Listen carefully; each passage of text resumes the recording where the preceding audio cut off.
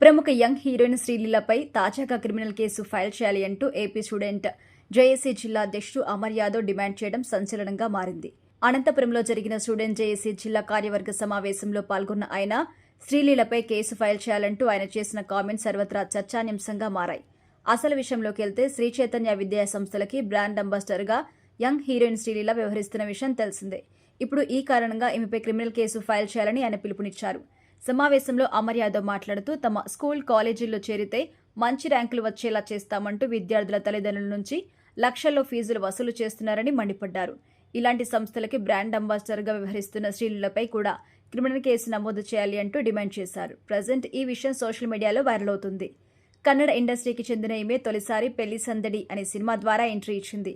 మొదటి సినిమాతోనే పర్వాలేదు అనిపించుకున్న ఈమె తర్వాత మాస్ మహారాజా రవితేజ హీరోగా నటించిన ధమాకాతో హిట్టు అందుకుంది.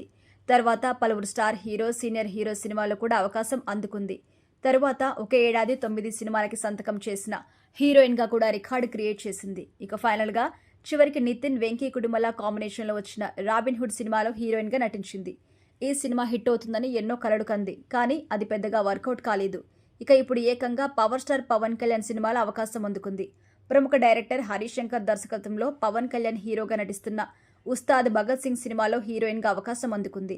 అంతేకాదు ఇటీవల తన బర్త్డే వేడుకల్ని భగత్ సింగ్ సినిమా సెట్లో ఘనంగా నిర్వహించిన విషయం తెలిసిందే. ఈ సినిమా తర్వాత మరో 2 ప్రాజెక్టుల్ని శ్రీలీల గ్రీన్ సిగ్నల్ ఇచ్చినట్టుగా తెలుస్తుంది. అంతేకాదు అటు బాలీవుడ్లో కూడా కార్తిక్ ఆర్యన్తో కలిసి సినిమా చేస్తోంది.